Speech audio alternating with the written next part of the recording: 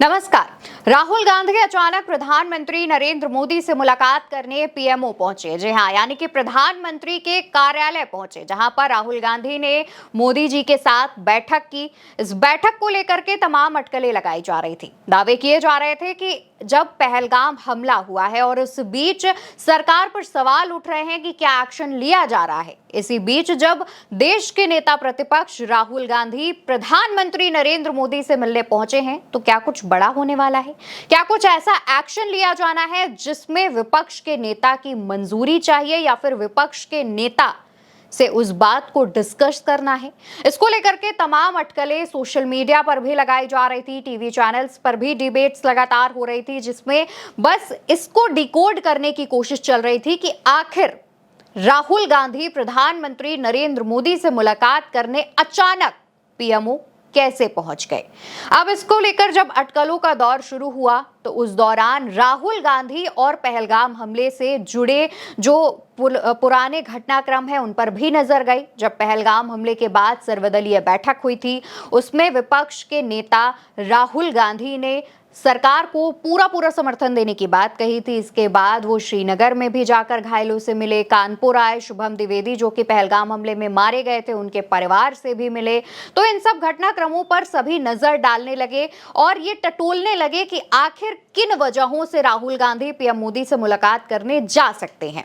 इसके बाद यहां पर एक और बात सामने आई कि क्या लगातार पहलगाम हमले में मारे गए जो लोग हैं उनके परिवार ये मांग कर रहे थे कि उनके मृतक परिजन को शहीद का दर्जा दिया जाए। तो क्या इस वजह से नेता प्रतिपक्ष राहुल गांधी प्रधानमंत्री मोदी से मुलाकात करने पहुंचे हैं? इसको लेकर के भी लगातार जो बातें हैं वो सामने आ रही थी। कहा जा रहा था कि इसकी पॉसिबिलिटी ज्यादा हो सकती है, लेकिन दूसरी तरफ तमाम लोग यही सोच रहे थे कि क्या पाकिस्तान पर कोई एक्शन होने वाला है जिस वजह से राहुल गांधी पहुंचे हैं और मोदी जी से मुलाकात कर रहे हैं, क्योंकि प्रधानमंत्री नरेंद्र मोदी भी कई बार ऐसी हाई लेवल बैठकें कर चुके हैं और उनके मंत्रालय की तरफ से भी इन हाई लेवल बैठकों का दौर जारी है और 7 मई को मॉक ड्रिल करने का भी आदेश जो है वो सामने आया था। तो इस पर भी अटकलें लगाई जा रही थी। लेकिन इसी बीच मीटिंग के अंदर से एक अपडेट सामने आती है, खुलासा होता है। कहा जाता है कि इस बैठक में प्रधानमंत्री नरेंद्र मोदी, नेता प्रतिपक्ष राहुल गांधी के अलावा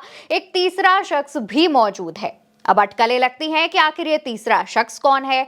अब यहां पर 2 बड़े सवाल उठ रहे थे कि राहुल गांधी अचानक मोदी जी से मिलने क्यों पहुंचे हैं और मीटिंग में मौजूद तीसरा शख्स कौन है। इसको लेकर के तमाम जो मीडिया चैनल्स हैं वो अपने अपने दावे कर रहे थे। सोशल मीडिया पर लोग अपने अपने हिसाब से अपनी अपनी राय दे रहे थे, लेकिन कुछ देर में खुलासा होता है कि बैठक में मौजूद तीसरा शख्स कोई और नहीं बल्कि सीजेआई संजीव खन्ना है। अब मोदी जी यानी कि प्रधानमंत्री और नेता प्रतिपक्ष और सीजेआई की बैठक हो रही है। तो अब इसके पीछे का क्या मसला है, इन तीनों के बीच क्यों बैठक हो रही है, तो उससे जुड़ा अपडेट ये है। मीटिंग के पीछे की जो बात है वो ये है कि सीजेआई संजीव खन्ना, प्रधानमंत्री नरेंद्र मोदी और नेता प्रतिपक्ष राहुल गांधी की 3 सदस्यीय कमेटी में सीबीआई डायरेक्टर की नियुक्ति होनी थी। यानी कि सीबीआई के जो मौजूदा डायरेक्टर हैं उनका कार्यकाल पूरा हो रहा है, उनकी जगह पर एक नए सीबीआई डायरेक्टर की नियुक्ति करनी है और इसको लेकर के ये बैठक की जा रही है। अब दोस्तों, ये जो 3 सदस्यीय कमेटी है इसका काम होता है कि सीबीआई के जो डायरेक्टर हैं या फिर जो ऐसी एजेंसियां हैं, सरकारी एजेंसियां, उनके डायरेक्टर के रूप में अगर किसी को चुना जाए तो उसका जो चुनाव हो वो फेयर तरीके से हो, यानी कि उसमें कोई भी धांधली की खबर ना सामने आए। आप भी जानते हैं कि सीबीआई पर किस तरीके से सरकार का पक्ष करने का आरोप लगता है। विपक्ष लगातार आरोप लगाती है कि सीबीआई बीजेपी की जगह पर काम कर रही है, बीजेपी को फायदा पहुंचाने के लिए काम कर रही है। और ऐसा आरोप सिर्फ सीबीआई नहीं बल्कि ईडी पर भी लगता है, जहां पर विपक्ष के नेताओं को परेशान करने का और धोखाधड़ी का तमाम आरोप जो है वो विपक्ष की तरफ से लगातार सीबीआई पर लगाए गए हैं। तो इसको लेकर के जब सीबीआई डायरेक्टर का सिलेक्शन हो तो वो जो चुनाव किया जाए वो फेयर तरीके से हो, इसलिए वो 3 सदस्यीय कमेटी थी। कमेटी में प्रधानमंत्री, नेता प्रतिपक्ष और सीजेआई थे। अभी अगर मौजूदा समय की बात करें तो सीबीआई के डायरेक्टर प्रवीण सूद हैं, उनका कार्यकाल खत्म होने वाला है, क्योंकि सीबीआई डायरेक्टर का कार्यकाल 2 साल का होता है। प्रवीण सूद की नियुक्ति 25 मई 2023 में हुई थी। अब उनका कार्यकाल कुछ महीनों का बचा है, यानी कि 2 महीने से कुछ महीने ज्यादा का जो टाइम पीरियड है वो सीबीआई डायरेक्टर का होता है। अब दोस्तों यहां पर एक बड़ा सवाल यह भी था कि सीबीआई के जो मौजूदा डायरेक्टर हैं प्रवीण सूद, उनके अपॉइंटमेंट को लेकर के भी काफी विवाद हुआ था। उन पर भी विपक्ष के तमाम नेताओं ने कई आरोप लगाए थे। जब वो सीबीआई डायरेक्टर पद पर नहीं थे, उससे पहले से ही उनका विवादों से पुराना नाता रहा है।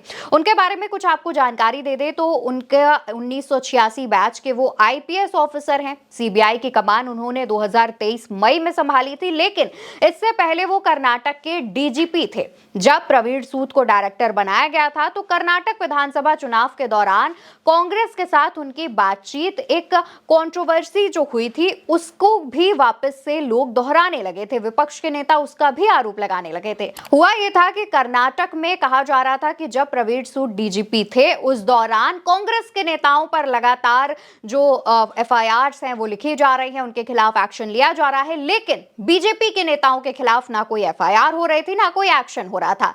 इसको लेकर के तब कांग्रेस और बीजेपी में भी खूब झड़प हुई थी, खूब आरोप प्रत्यारोप लगे थे। कांग्रेस ने प्रवीण सूद पर खूब आरोप लगाए थे और इसके बाद जब उनका सिलेक्शन सीबीआई के डायरेक्टर पद के लिए हुआ, तब भी कांग्रेस ने इस पर आपत्ति जताई थी और इसको लेकर के खूब बड़ा विवाद खड़ा हुआ था। हालांकि प्रवीण सूद डायरेक्टर बना दिए गए थे, उसके बाद से ही सीबीआई पर और ज्यादा आरोप लगने लगे थे, लेकिन अब प्रवीण सूद का कार्यकाल पूरा हो गया है और इसको लेकर के नया जो डायरेक्टर होना है उसकी नियुक्ति को लेकर के राहुल गांधी, प्रधानमंत्री मोदी और सीजीआई, इन तीनों की बैठक हुई थी, यानी कि 3 सदस्यीय कमेटी की यह बैठक हुई थी। लेकिन जो सूत्रों के हवाले से कहा यह भी जा रहा है कि राहुल गांधी सिर्फ सीबीआई डायरेक्टर की नियुक्ति के लिए इस बैठक में नहीं पहुंचे थे, उन्होंने प्रधानमंत्री मोदी से पहलगाम हमले को लेकर के भी चर्चा की थी। हालांकि दोस्तों सूत्रों के हवाले से कहा यह भी जा रहा था कि प्रधानमंत्री नरेंद्र मोदी और राहुल गांधी के बीच पहलगाम हमले पर क्या एक्शन लिया जाएगा, इसको लेकर के भी बातचीत हुई थी।